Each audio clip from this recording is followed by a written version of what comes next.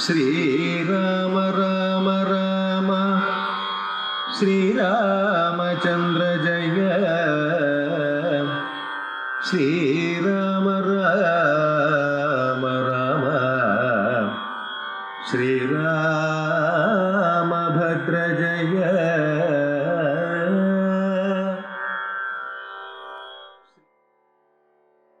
കൂജന്തം രാമരാമേതി മധുരം മധുരാക്ഷരം ആരുഹ്യ കവിതാശാഖാം വന്ദേ വാൽമീകി കോകിലം.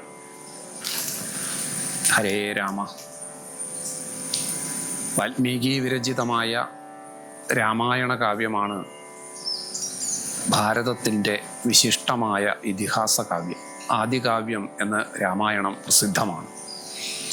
ഈ രാമായണ കഥ ആദ്യം ഉദ്ഭവിച്ചത് സാക്ഷാൽ ശ്രീ മഹാദേവനിൽ നിന്നാണ് എന്നത് പ്രസിദ്ധമാണ്.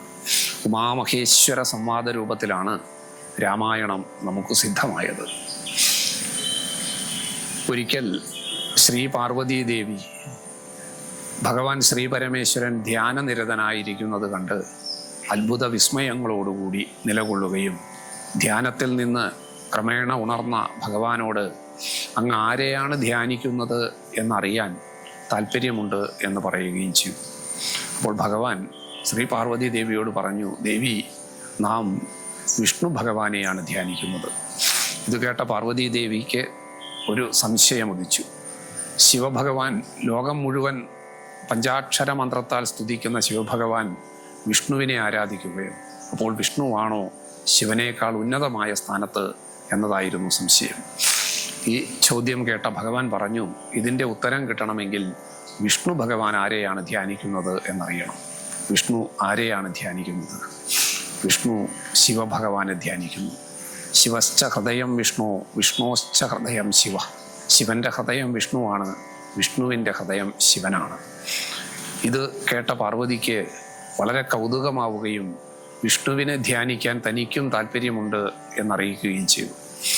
അപ്പോൾ ഭഗവാൻ ധ്യാനത്തിലേക്ക് പ്രവേശിക്കുന്നതിന് മുമ്പ് വിശിഷ്ടമായ വിഷ്ണു സഹസ്രനാമ സ്തോത്ര ജപം ശീലമാക്കൂ എന്ന് ഉപദേശിച്ചു. ഇങ്ങനെ ഭഗവാന്റെ നിർദ്ദേശാനുസരണം പാർവതീദേവി വിഷ്ണു സഹസ്രനാമ ജപം ആരംഭിച്ചു.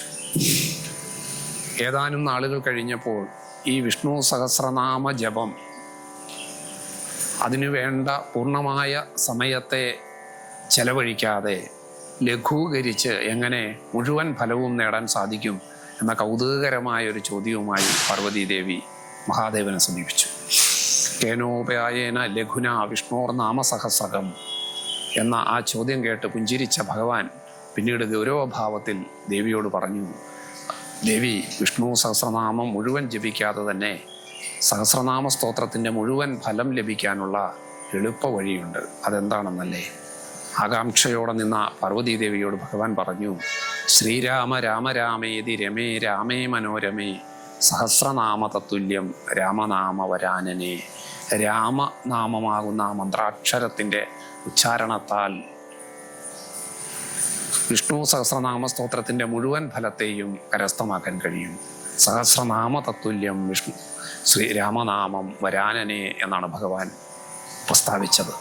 ഇത് കേട്ട പാർവതീദേവി ആരാണ് ശ്രീരാമനെന്നും എന്താണ് രാമനാമത്തിൻ്റെ മഹാത്മ്യമെന്നും ചോദിക്കുകയുണ്ടായി. ഈ ചോദ്യത്തിൻ്റെ മറുപടിയായിട്ടാണ് ഭഗവാൻ രാമകഥയെ ഉദ്ഘോഷണം ചെയ്തത്. ഇപ്രകാരം ഉമാമഹേശ്വര സംവാദ രൂപത്തിൽ പാർവതീദേവിയുടെ ചോദ്യത്തിന് മറുപടിയായിട്ടുള്ള ഭഗവാൻ ശ്രീ പരമേശ്വരൻ്റെ ഉത്തരമായി രാമകഥ ആദ്യമായി ആവിർഭവിച്ചു. ആ രാമകഥയിലൂടെ നമുക്കും ഭക്തിശ്രദ്ധാപുരസ്സരം സഞ്ചരിക്കാം. ഹരേ രാമ.